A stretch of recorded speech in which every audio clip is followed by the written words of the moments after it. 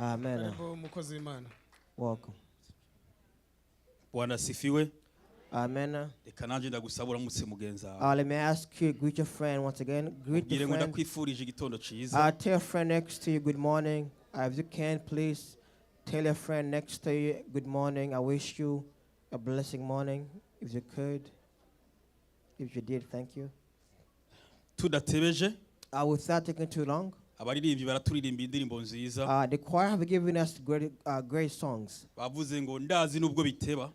They said, although I know it might take too long, ariko isezerano ry'Imana rirashika. But God's promise always comes through. Kandi ic'Imana yavuze iragisohoza. And what God has said always fulfills. Ivy'Imana sukwiruka. Because God is things is not to rush. Iyikubwiye urarindira. Because when God tells you, you must be patient and wait. Wihanganye ugwe mu isezerano. So be patient and stay in your promise of God. Kugira ngo uzurishikemo. That way you can see the promise coming to be. Reka nongere nsaba umuntu ayobowe n'umwuka wera. Let me ask one among the church members. Yongera asenga Imana dusome ijambo ry'Imana. To pray before we read the word of God.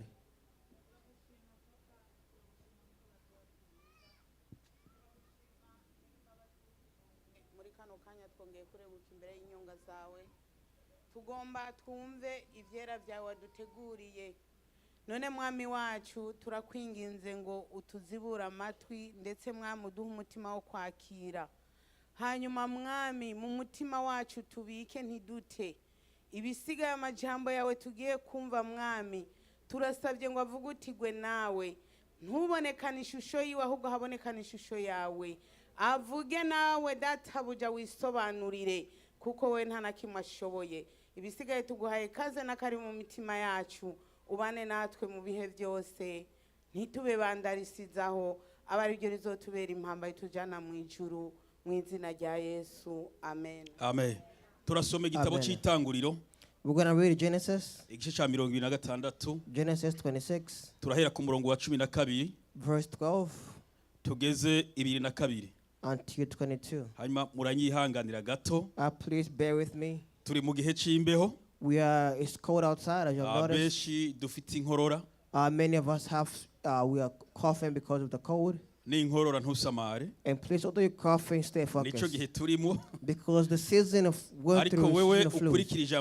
But focus on the word of God instead of focusing on your Twavuze itanguriro. I will say Genesis. 26. Genesis 26. 12. Verse 12. Kugeza 22. Until 22. Nkunze kuvuga ngo. I love saying this. Dusoma twese. That when we read together. Harimo abantu batarahabona itanguriro. There's once again Genesis, the first book in the Bible. If you got your Bible, Genesis once again. Tugende. Turasoma mu izina rya Yesu Kristo 12 haravuga ngo umutwe w'ijambo uravuga ngo Isaka atera ishari abaki. Hari n'abatarahabona. Reka tubandanye twebwe. Maze Isaka abiba muri ico gihugu muri uwo mwaka nyene yimbura ibirenze ivyo yabibye ingero zingahe. Uhoraho amuha umugisha 13. Uwo mugabo aba umutunzi agenda rushiriza gushitsa aho yabereye umutunzi agize gute behebuje. 14 haravuga ngo kandi yari afise ibitayega by'imikuku n'amasho n'abantu bahinda atera abafilistiki. 15 haravuga ngo bituma basibya amariba yose bayuzuza ivu ayo abantu base bari barimbye mu gihe cya senyene Aburahamu. 16 maze Abimeleki abarira Isaka ati genda utuvemwo kuko ugize gute. Ariko hari abantu batari gusoma Bibiliya kweli.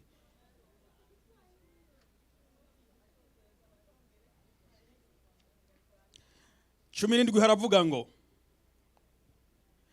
nuko Isaka avayo ashinga amahema yiwe mu kibande cy'Igerari abayo. Isaka asibuza ya mariba amwe bari barimbye mu gihe cya se Aburahamu kuko Abafilistiya bari bayashibije. Aburahamu amaze gupfa ayita amazina nyene se yari yarayise. 19 bukeye abantu ba Isaka bimba muri ico kibande babonamwo iriba ry'amazi adudubiza. Abungere b'Igerari batonganira ayo mazi n'abungere ba Isaka bati aya mazi na yacu. Isaka yita iryo riba ngo Eseki. Hanyuma kuko baritatiye, ibiri na rimwe haravuga ngo bongera kwimba irindi riba naryo bararitonganira aca ryita Sitina. Ibiri na kabiri avayo arunguruza yimbisha irindi riba ryo ntibaritonganira aca ryita Rehoboti. Aravuga ngo ati noneho uhoraho adushize ahiyaguye tuzogasara mu gihugu hose. And once again, Genesis 26 verse 12 until 22 shall read.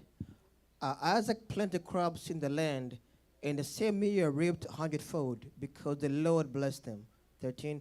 The man became rich, and his wealth continued to grow until he became very wealthy.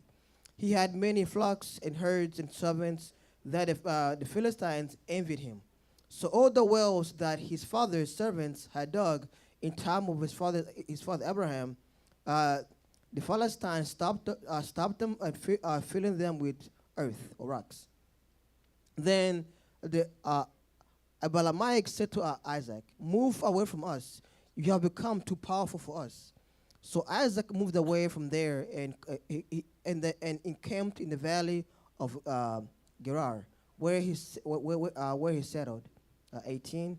Isaac opened the wells that had been dug in time of his father Abraham, which the Philistine had stopped up after Abraham died, and he gave them the same names his father had given them. 19. Isaac's servants dug up in the valley and discovered the wells of fresh water there.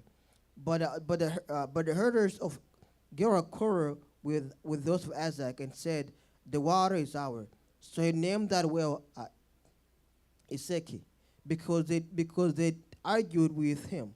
Then they dug another well, but they quarreled over that one also. So he named it Sitina. He moved on from there and dug another well, and no quarrel over it. He named it Robot, saying, Now the Lord has given us a room, and we will flourish in the land. Amen. Amen. Hallelujah.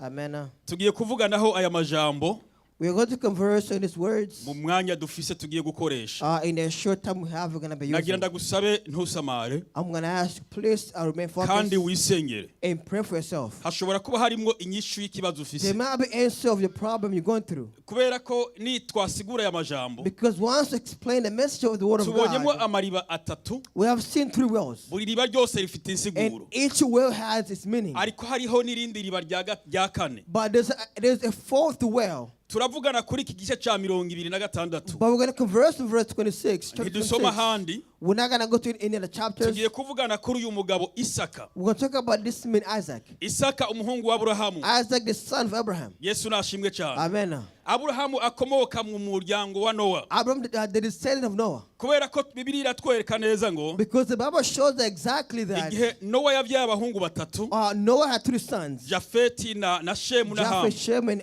Aham. Nukuvuga ko Shemu So Shem yavyaye Arpakisad. gave birth to a son called Arpakisad. Arpakisad. Arpakisad.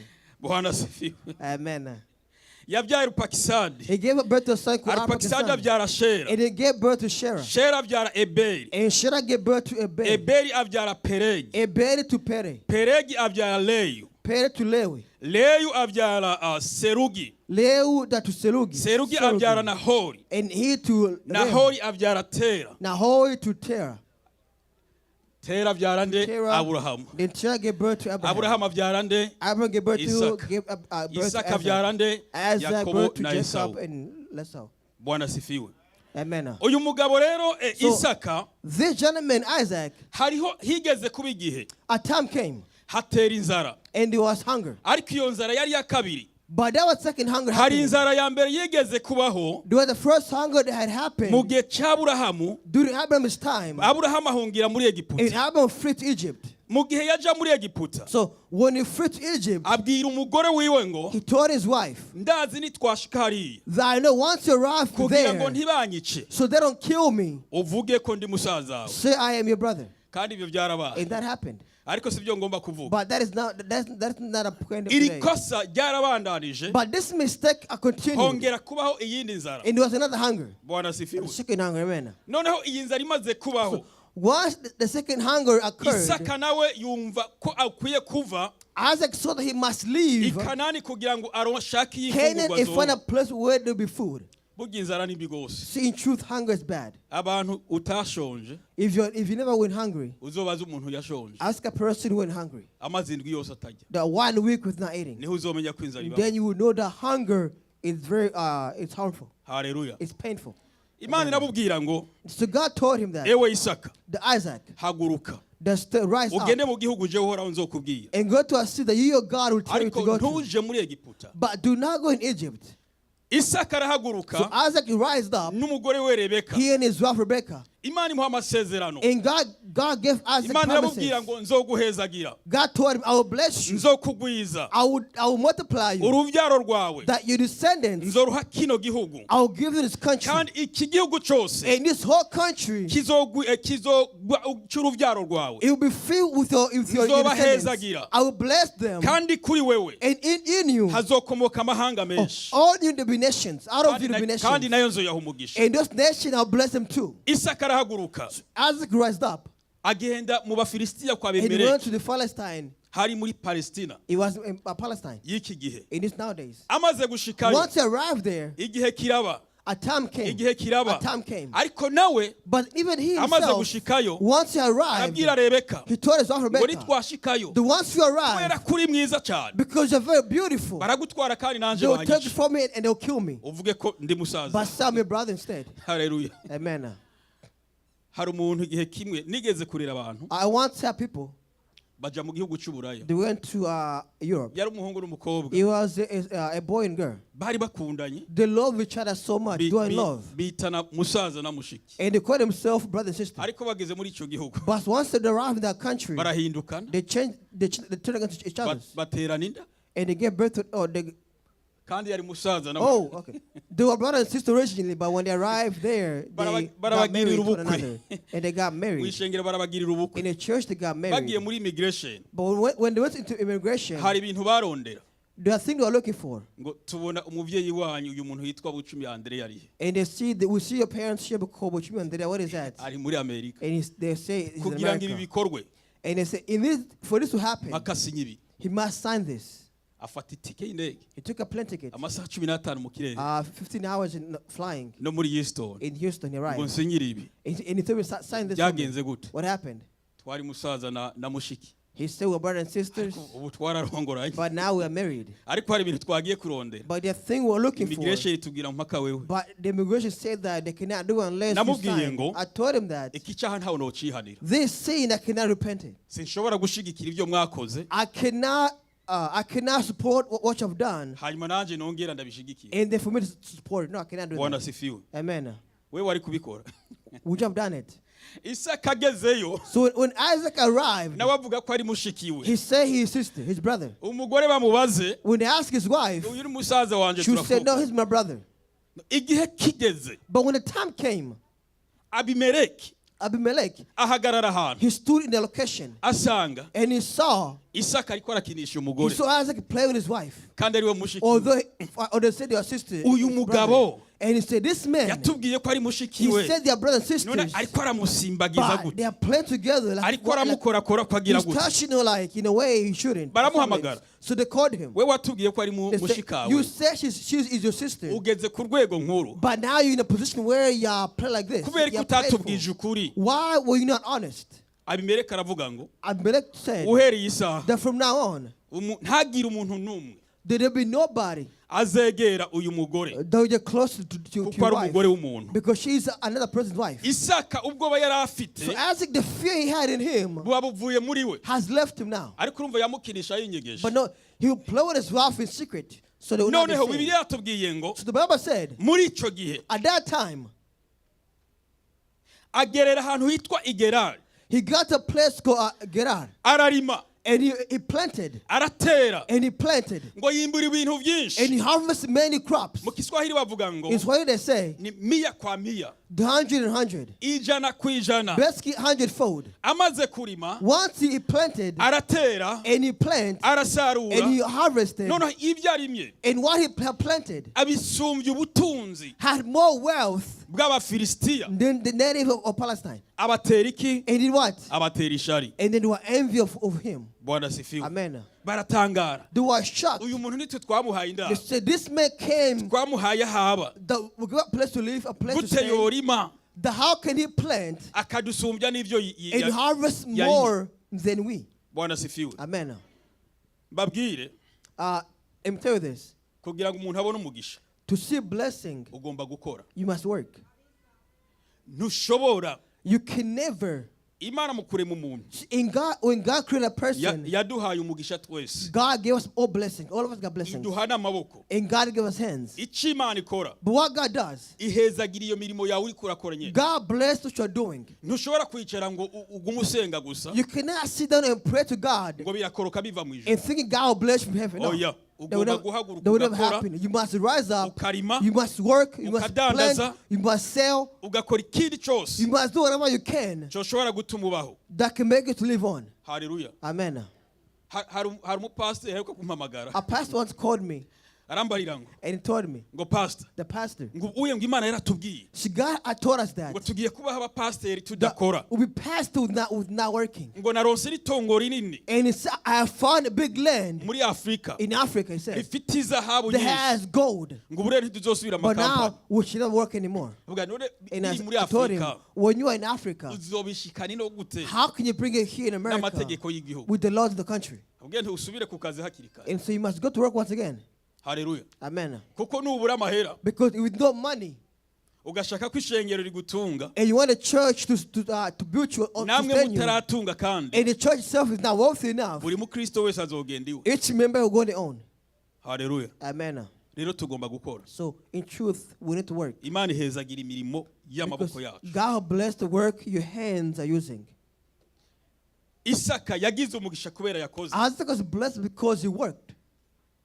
Abafilisitiya bamaze kubibona, When they saw it, hariho amariba Aburahamu yari yarimbye, there were wells Abraham had built, dug. kubera ko ibi bihugu by'iyo mu Barabu rimwe na rimwe Because this country of the foreign akarere countries, kanini usanga ari nk'ubugarwa cyangwa ubutayu. usually their place are in the desert. If you Noneho go, kugira ngo bashobore kubona amazi, in order to find water, bacukura imyobo minini they would dig holes kugira ngo bashobore kubona amazi. so they can find water. They would dig wells. Ndibuka 95 I remember in 95, nigeze kugenda ahantu muri I Tanzania, went to Tanzania. nta migezi iba aho hantu There was no rivers. kugira ngo dushobore kunywa So amazi. to find water, Twimba ibinogo birebire cyane we would gose, dig holes, birenga long imetero ones, 8 metero 9 about 8 meters long, kugira ngo dushobore very, kubona very long, amazi. in order to get water. Ayo mazi aba ari meza rwose. And that water is very clear and Nico gihe clean. rero Aburahamu mu rugendo rwiwe Abraham in his journey, canke aho yabatuye, or where he lived, kugira ngo bashobore kubona amazi, to get water,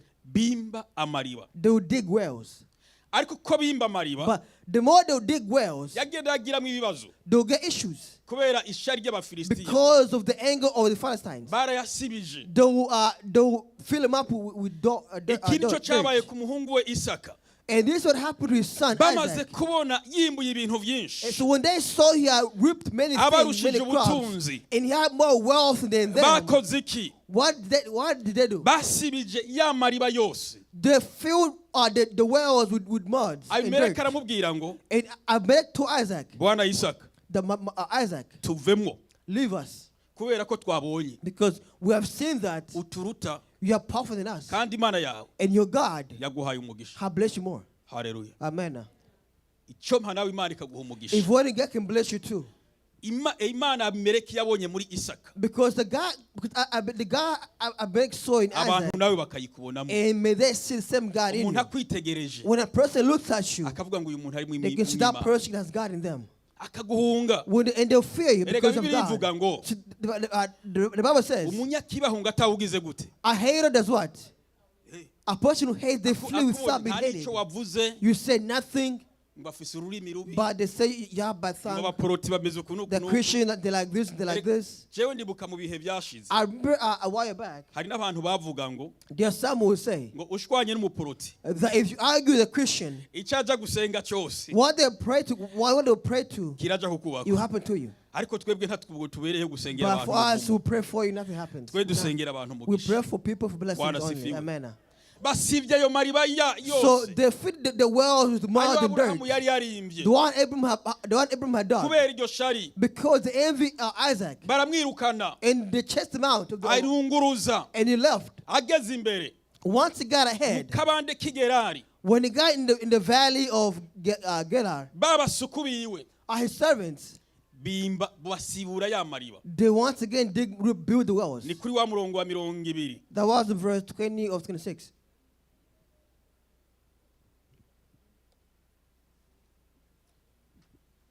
dusubiremo kuri 20 havuze ngo Let's read about verse abungere 20. bigerari 19 abariho duhera. bukeye abantu ba Isaka bimba iriba muri ico kibande babonamwo iriba ry'amazi adudubiza. abungere bigerari batonganira ayo mazi n'abungere ba Isaka bati aya mazi na yacu. Isaka yita iryo riba ngo nde Eseki. Bwana sifiwe. Amen. barimbiriba. So they dug a well. abungere bako karere reka mvuga uko. Let me say the priest of the aya mazi na yacu.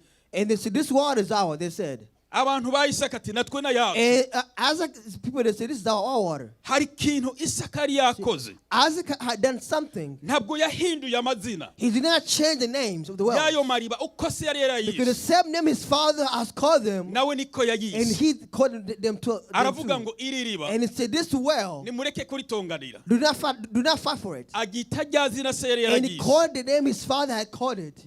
bita ngo He Eseki. called the well Esek. Eseki bisigura ngo Esek meaning that induru. they're arguing. Haleluya. Amen. induru. Basically, they're quarreling, arguing. buri wese Each person arafite iriba. have a well. iriba ry'umugisha. A well of blessings, iriba ry'imirimo. a well of work, iriba a well, ry'amasezerano. a well of promise. amaze kubona ko rifite induru When he saw that well, they had quarrel happening, bimbirindi and they dug another one, another well. naryo ngo bararitonganira. And that one, they fought against as well. agita nde And he called it what? abasomye Bibiliya If you read the Bible, what did he call it? sitina. He called the second well Sitina, bisigurwa ngo meaning that urwanko. the opposition or hate. Haleluya. Amen. Isaka amaze kubona biriko And birazana when ibibazo Isaac saw that there was hatred happening, ngo arunguruza then they moved to another one. bimba irindi riba They dug another well. ngo ariko ryo But that one they dug, ntibaritonganira. they were not fighting against it. aryita nde And he did what?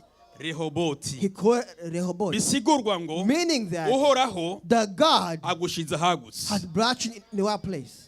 turifuza uyu We munsi want today, ko buri wese each person here, yinjira mu iriba rya to Rehoboti. enter a well known as Rehoboth. iriba A ry'amasezerano. well of promises. iriba ry'umugisha. A well of blessings. muri aya mariba atatu tumaze In these kuvuga. three wells they have dug, of iriba sin, rya Eseki. the well of Isaac. ushobora kuba wari ufite iriba You might have a well ry'imirimo myiza. of good work, iriba ryo a gusenga. well of blessings. ariko abafilisitiya But the Philistines cyangwa satani or n'ingabo ziwe Satan in his army, baraje bazibiriza they have iriba come and they ryawe. fulfill your well. bararifurira. They have now put mud in your Bashiramo well. igitaka. They put mud and dirt in your well. hari ikintu nkunze kwiyumvira. See, sometimes I think about this. uzosanga buri wese avuga ngo You see, anybody who say this, they will muri say this. Afurika ngo twahora dusenga. They'll say in Africa we'll pray. ngo nahora nshikanira Imana. They'll say in Africa or after God, nahora ngira uko. that will do this in Africa. none ubu byagiye. But now, where did it go? byatumwe n'iki? Do what happened to that?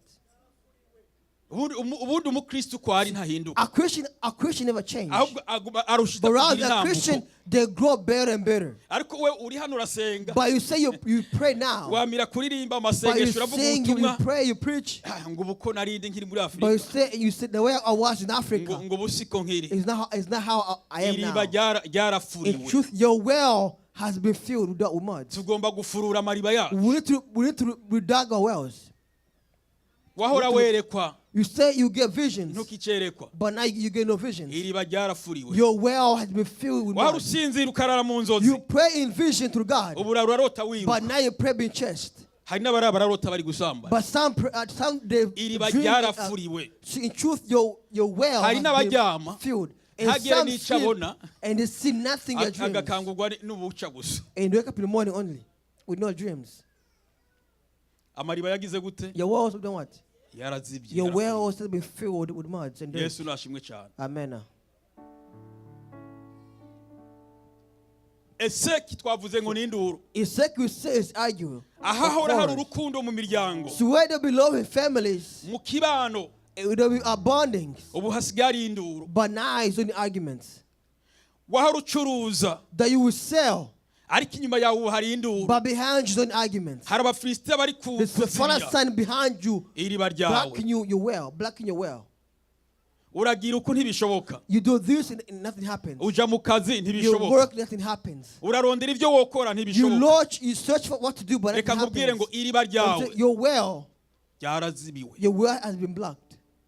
Iriba rya kabiri twavuze ngo ni The sitina. second well was called Satina, Risigura urwango. meaning there was hate or hatred. Satani Satan yagize urwango rukomeye had hatred kubw'ukubaho kwawe. because of your existence. Niyo mpamvu And iminsi yose that's why at all time, anytime, indwara zidahera mu bantu. there's illness in people, Abantu bamana amarira. they're always crying. Ubu indirimbo dufise muri iki gihe The song we have nowadays ni indirimbo y'ubukene. is songs of poverty. Satani Satan yarazibiye amariba yacu. have blocked our wells. Haleluya. Amen. Hari urwanko. There's hatred. Umuntu ashobora kuba ari mu rusengero A person may be in the church akanka uwundi kandi bakorana. and they hear another, or they serve together. Abaririmbyi bakaba baririmba The na choir bose. member, they sing together, Ariko harimo sitina. but there's some who are constituting in the choir. Abasenzi barasenga. Some are praying to God, Ariko harimo eseki. but among them some are called Eseki. Mu gikozi bakora And neza. they preaching, they are good together, Ariko harimo eseki but na some are sitina. Eseki and Satina. Umugabo n'umugore The husband and wife, tubabona mu modoka we can banezerewe. see in the car in Ariko love, bageze mu rugo but in a home, harimo nde? there's what? Sitina na eseki. Satina and Eseki is there. N'induru n'urwanko gusa. There's always argument and hatred between the two.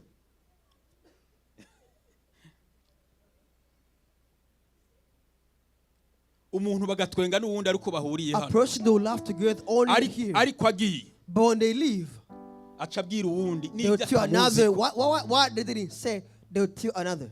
Bisigurwa ngo amariba Meaning yacu that our wells asigaye ari amariba y'induru, are well of arguments, ari amariba y'urwanko gusa. wells of hatred.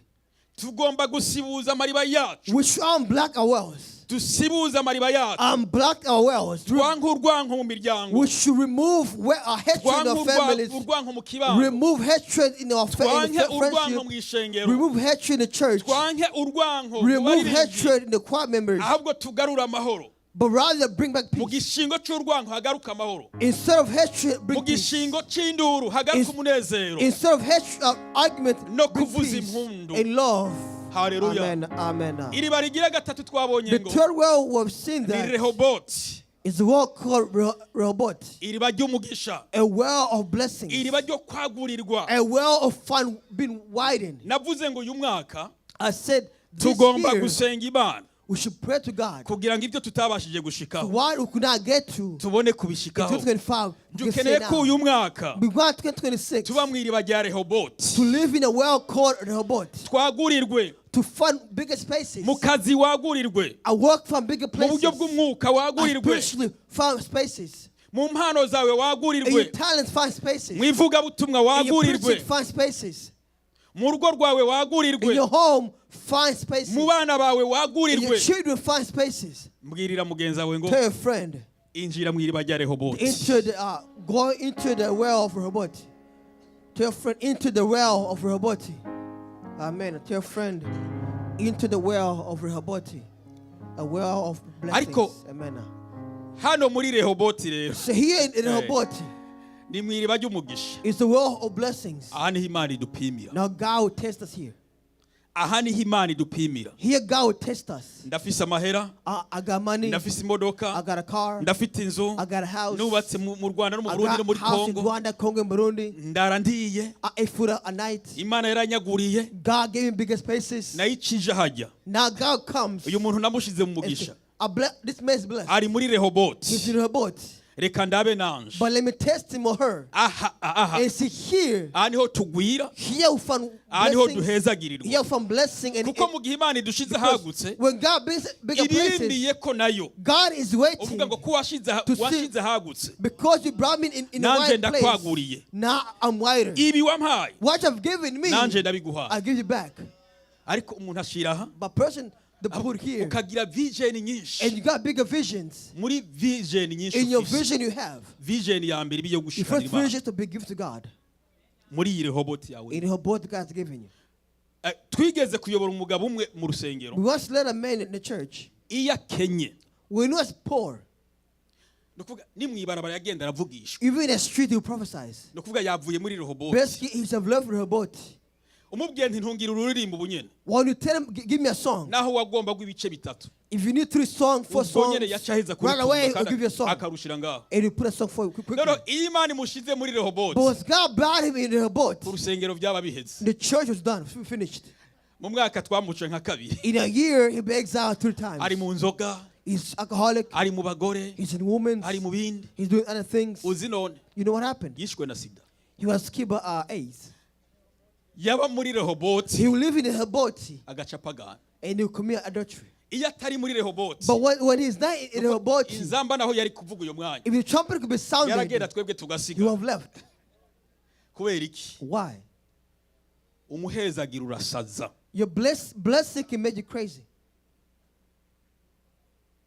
Reka nsubiremo. Let me say this again. Umuhezagiro urasaza. Blessing can make you crazy. Byambi uri general manager. Be a general manager. Ntuzukangwe n'ibyo. Do not fear that. Wewe uri muri Rehoboti pe. I know you are living in Rehoboth. Ukwiye kuturihira ukwezi kumwe. You should pay for 1 month mortgage. Kandi nta gufyina. And we're not playing here. Turihire mortgage ukwezi kumwe. Play 1 month mortgage. Pana gusogenda hajya wewe uhamagara Not to go there Spanish, and Spanish, English. Yinjira hariya You're muri Rehoboti gusa. Rehoboth. Ujinja z'abazungu nyene zitandukanye. You eat different food, as you know. Ndazi nta mateka urya. But I know you don't eat. I'm going to take it. Let's call that. Uri muri Rehoboti. You are living in Rehoboth. Ukwezi hano. 1 month here. Amen. Nta bintu byo kuyuba ngaho uri muri Rehoboti. Amen. Bwana sifiwe. Amen. Turagomba.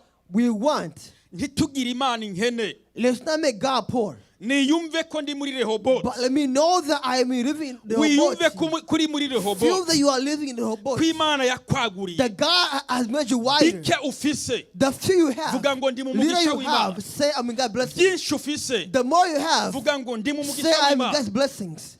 Igihe mwarimu Semana gura inzu. When someone bought a house, Tugiye gusengerayo. when you pray in his home, Navuze nti iyi nzu rero uhera isaha ni I yawe. say, this house is yours now. Aravuga ngo no ngo You reka say, nirabi no, yanzu. it's not my house. None umaze imyaka ingahe? How many years in the house? Urakwije imyaka 5 uri muri. 5 years in that house. Ntibaragusohora. They have not took you out. Uri muri Rehoboti. You are living in Rehoboth. Amen. Kandi nta muntu azogusohora. And nobody will take you out. Kuko uri muri Rehoboti. Because you are in Rehoboth. Ariko mube maso mw'abantu ndi But be kuvuga. aware when I call your name. Ni mwaba muri Rehoboti. Because if you are living in Rehoboth, Urusengero ntirukene. the church should not be poor.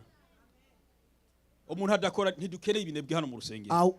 We don't want any lazy people. Ninde muntu adafise akazi. Who don't work? Who don't got no Ari job? hano umuntu adafise akazi aduze If ukuboko. you don't got a job, let me show your hand. Bidetwa babiri. Idiot's got 2. Ariko bibe aruko mwakabuze ariko namba hari izindi mpamvu zotuma udakora. But let it be that you apply. Nkene umuntu avuga ngo jewe ndakomeye. I want a person to Kandi say nkeneye that akazi. I am healthy, but I don't got a job. Ubu ninde akabuze akandi akomeye kandi yemerewe. If you are healthy and you want a job, I'm not saying if you're healthy. Mwebwe mwari mudugije muragakine mugabo kandi mufite ibibazo. So you need a job if you have problems. Dukeneye umuntu avuga I want jewe a no person gakora who nta say kibazo that ufise. If I get a job, I can work. mu buryo bw'imibereho That bw'ubuzima. physically I'm healthy enough to work a job. Haleluya. Amen. Ni babandi bari badugije. Bisigurwa ko rero hano Meaning twese that all of us here, turi muri inde we are in what? Rehoboti. We are living in Rehoboth. Reka mvuga uko But let me say it this way. twese kundwi All of us per week, turonka amajana atatu. we'll get $200. Turonka amajana 8. We'll get about $400 in average. $400 in Uko average. tungana uko dutanze higira 10 ca If you 40. get $44 in tithes, Ubona ku kwezi twinjiza ngahe? how much do you think will give a Tugashirako month? na general manager. And give general manager on top. Agashirako ikigira 10 ca And then general give his manager. title as a general manager. Twoca turonka ngahe ku How much can we receive a month? Susanga ubu It's a lot. urudolari rumwe ngaho mu nkoko You kandi see turi muri $1 in the Rehoboth. basket, although I live in Rehoboth.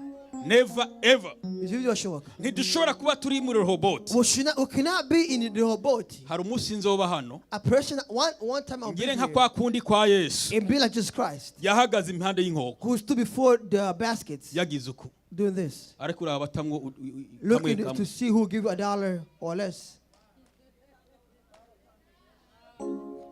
abandi nabo batora yasagutse And kubyo some bafise. gave in what they have. Namba turi muri Rehoboth If we are living in Imana Rehoboth, yaraduhezagiye and God blessed us, tugomba gukorera Imana we should serve God. kuko muri Rehoboth navuze ngo Because in Rehoboth I said, abenshi niho bagwira the many fall, abenshi niho bagiranira ikibazo the many n'Imana get problem with God, Imana ikicuza and God regrets icyatumye the imuhezagira why He blessed you, kandi ntishobora kubimukurako and God cannot remove ariko that. ibikorwa ukora But what you do, bitarimo iby'Imana that's not God in it. nivyo bizotwara uyo It mugisha is wawe all take a blessing away from you, ubura aho wawubonye and you will not find it kubera ko wabaye muri Rehoboth because you are in Rehoboth, wibagirwa and you kwinjije forgot the Creator muri who Rehoboth. brought you in Rehoboth. Niyo mpamvu novuga And ngo that's why I can say uyu mwaka that this year, dukeneye kuba muri which Rehoboth is in Rehoboth, mu kazi kawe in wunguke your work, find wewe blessings. utwaza imodoka If you wunguke drive, find blessings. mwivuga butumwa In your twunguke preaching, find blessings. muri kampani In your twunguke company, find blessings. mama musari Mama acunga Musa, ubugari in your yunguke business, find blessings. kwanza muze muramushorera mwese Amen. pana kugenda kuba Nigeria gusa Amen.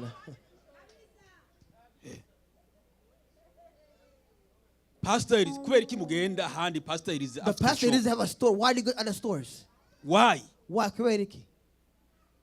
mva muri Cyprus I live from Cyprus jewe nkaza gushorera in iwe a Camry store. mwese murabana hano You all live here together ibyo afise kuri fiesta birahari because what he have in his kubera store iki is iyi the Rehoboth fiesta. itozunguruka muri Why twebwe can our blessing not go around us instead? iyo abafite ubushobozi If I had the means no and mugenda power, uzurandika umukristo izina azaraza kugusorera I would hano. have turabe ko Rehoboth turimo to see our Rehoboth living in. turi kuyizungurukamo If in truth is circulating in us. haleluya Amen. uyu mwaka ndasaba ngo So this year I'm asking mu buryo bw'impemu that spiritually ube muri Rehoboth believe in Rehoboth. utahora uvugishwa If you didn't prophesize, uvugishwe muri Rehoboth prophesize not in utahora Rehoboth. werekwa If you saw no ba muri visions, Rehoboth wongere believe Rehoboth kwerekwa is a vision once again. nuvuge ngo nerekwa nk'iburi Afrika Those I will see vision in naha Africa. birashoboka Here's possible ni too. kubera iriba ryawe Because your well ryafugawe is blocked. Imana yari yaguhaye amariba God yose can give you the blessings. Ariko All the wells, ryarugawe. but because of you, ugomba the gusibuza well must be unblocked. bwira mugenza ngo Tell sibuza iriba ryawe friend, unblock your wells. wongere usubire Unblock werekwe yours to vision once wongere again. usubire uririmbe Sing wongere once usubire again. usenge Now pray once again. wongere usubire Now uvugishwe preach once again. wongere usubire ushikanira Imana Now offer to God once again. musubiriremo ngo sibura iriba Say, ryawe unblock and bless your wells. ntidukeneye induru mu We rusengero don't want argument in the church. We ntidukeneye urwango mu don't want rusengero hatred in the church. dukeneye kuba muri We want to Rehoboth be in the Rehoboth y'Imana of God. Amen. ndangirize ku murongo wa 30 Let me conclude in verse murongo wa 33 verse 33 of ibi reka duhere 26 haravuga ngo maze Abimeleki ava i Gerari aja iyari ari kumwe na Ahagutse umumenyekana wiwe na Fikori umugabisha w'ingabo ziwe. Isaka arababaza ati niki kibazanye iyo ndi kandi munyanka mwaranyirukanye iwanyu. Baramwishura bati twabonye rwose yuko uhoraho ari kumwe nawe tuti hinge tuje gushira indahiro hagati yacu nawe dusezerane isezerano nawe. Ku murongo wa 29 haravuga ngo kugira ngo nawe ntuze utugirire nabi nk'uko natwe tutakuriye n'urwara ataco twakugize atari ibyiza gusa, kandi tukaba twagusezeye amahoro tubonye kuhoraho yagize gute yaguhaye. Kuri murongo wa 30 haravuga ngo nuko Isaka abarondereza amazimano, bararya baranywa, bakoroka kare, bashiraho indahiro, maze Isaka arabasezera bavayo bagenda amahoro. Ndangiriza turakabiri. Kuri uwo munsi abantu ba Isaka baraza bamubarira ibya ryariba bimbye bati turabonye iki amazi. Bwana sifiwe. Nukuvuga ko Abimeleki amaze kubona ko Isaka afite umugisha, when Abimelech saw Isaac is blessed, bumvi yari ibintu biriko biragenda neza, so what is that thing going baravuga well? ati uyu muntu They said this man, ariko aratunga, he's getting power, ari muri he's Rehoboti, in Rehoboth. hinge turabe ko twogira But nisezerano let's nawe, see if maybe we can make an oath kubera ko nta na with him, kimwe twamugize, because we did not harm him. ntitwanamuriye n'urwara. We did not even harm him a little bit. Afata abantu biwe He took his people baragenda and they left. bashikira Isaka. They arrived to Isaac. Isaka babonye When Isaac saw them, arababwira ati niki he told them, kibazanye no, why have you come to me? kandi mwaranyirukanye Although you iwanyu, cast me away from you. tekaye muntu They said, w'Imana, no, I got people. tuje kugira ngo We came to because tugiranire isezerano nawe, so we can make an oath between kuko one another. ntitwakuriye n'urwara, Because we didn't harm you at all. ko tutakuriye urwara, Because we did not harm you. twifuza We kugira ngo want tuje that twibanire amahoro, to live in peace nawe together. uze tugire neza. And for you to bless us too. Umutegetsi niko asaba imbabazi, That's how a leader asks for wibaza forgiveness. ngo raze je musingira A leader will imbabazi, not come and say, forgive me. ntacyo A leader mwana will say, nah, wanjye, umva no, amahoro my mwana child, wanjye, forgive kandi my yakugiriye child. nabi, Oh, they hurt you. ntakubwira ngo mbabarira. They will not say, forgive me. Niko umwami That's Abimeleki what the nawe king yaje. was. Abimelech was. Bwana asifiwe. Amen. Hari akarongo ntarangije hano tubonye iri riba tubona, There's a verse of sin that I did not read. aryita Shiba. Reka ngarukire ngaho gusa. And he Sheba. called it Sheba. Noneho Isaka So Isaac yari afite umutima w'urukundo, Isaac had a heart of love kuko yari muri Rehoboti, because he was living in Rehoboth. arabaronderera, And he looked for them. arabazimana, He fed them. bagiranira They had isezerano. a feast, they had an oath. Bukeye And early in the morning, baragenda, they left. ba bantu ba Isaka And his servants, hari iriba bari there barimbye, was what they had done, ariko iryo riba ntiryazana but that well had no amazi. water. Bwana asifiwe. Amen. Hari umugisha udashobora kubamo It's a blessing you cannot kubera live ko hari in ikintu utarakora. because it's something you have not done. Haleluya. Amen. Baraza bamubwira ati They came and told him, uzi none ga mwana, you know what, my king? ryari batwimba The cyane, well have dug a while ago. tubonye riko We rirazana find amazi. he has water now. Aryita ngo iki? And he called, do what? He Shiba. called it Sheba. Bisigurwa ngo Meaning that amasezerano a canke promise inzira or a way ikwinjiza mu that masezerano. brought you in promises, an oath. Amen. Bwana asifiwe. Amen. Uyo mwanya iriba ryaciye rizana amazi. That word had water. Reka Right nkubaze mu away. bangutse, Let me ask you, ryazanye amazi kubera iki? why did it bring water? Thank you. Urakoze. Kubera ko Isaka yagize Because as the what? yakuye urwanko muri we, Because you remove hatred in them. ariko muri mwebwe nta muntu yonyegeza injya abantu But baje. some of you white food would you, would you kuko iyo tuvuga ibi ukumva bamwe baravuga ati nivyo biba bihari, some say true. nta mwongo buri sato ibidahizwe. Amen. Uno n'umuntu w'Imana injya zo muri Amerika, If you had food in America when you uwo have guests, gusanga muri Afrika naho. in Africa, what would have happened? If you had food when you have guests here, what Reka would happen in ndabasabe Africa? bakristo Let me ask you this as Christians. twige gufashanya, Let's learn to support each other. twebwe Us. mugenzi wawe twige gufashanya. Then let's learn to help each Nagira other. ikibazo wumve ko When kigize, your friend is hurt, feel like it's you. narwara wumve ko When your urwaye, friend is sick, feel you are sick. nahura n'imparuka wumve ko ari When your buzigize. friend goes to the problem, feel it's you. Iryo riba And that well, rizana amazi high water, kugira ngo in order winjire hahandi, into the location, kugira ngo ushike to arrive kuri kimwe uri to kusengera, what you're praying for. hari ikintu ugomba gukora There's something you must do. kugira ngo iryo riba rizana That well amazi. could bring water. Amen. Ugomba no gutunganya ubugingo bwawe. You Nico wanna must, prepare life, nico kintu it's cya mbere. must. Kwihana Repenting is a must. nico kizotuma Repenting will make winjira you mwiri riba in that well rikwinjiza mu mugisha, that brings you the blessings, rikwinjiza mu that masezerano. brings you into promises. Iriba ryitwa Shiba. A well called Sheba. Haleluya. Amen. Turakeneye We need tuve muri Rehoboti to leave Rehoboth mu mugisha in blessings twinjire mu isezerano into the promise of God. isezerano ryahe A promise of who? ryo kujya mu ijuru Of going to heaven. Amen. aho niho turindiriye There we are waiting for. dufite amasezerano menshi We have many ariko promises. isezerano rikomeye But the powerful duhuriyeko one, nk'abakristo the twese promise all come ni together as ukubona Christians Yesu agaruka is see Christ returning, aje gutora umugeni come to take his kuko bride. yaravuze ngo Because he said, ndagiye I am going. nzogaruka I'll kubajana come to take kugira ngo you. aho ndi So where I am, namwe abariho muba you'll be as well. ngo imuhira kwa data To my father's hari home, amazu there's menshi many houses. iyo aba atariho If I was not mba there, ndabibabwiye I would have told you. ngo ariko ndagiye But I'm going there. ndagiye I am going kubategurira to prepare a location for ahanyu you, your place. kugira ngo aho ndi So where I will be, namwe muze you muhabe shall be. Amen. iryo ni ryo sezerano iyo niyo There's a shiba promise. That is the twimirije sheep we're niyo waiting for. shiba dukeneye That's the sheep we're waiting for. kugira ngo tuyibemo To live in it. tugomba gukora To live in it, we should repent. Hallelujah. Amen. abumvise iri jambo mukagizera umwami abaheza Amen. God bless you. nagomba dusenga imana Are we going to pray to God?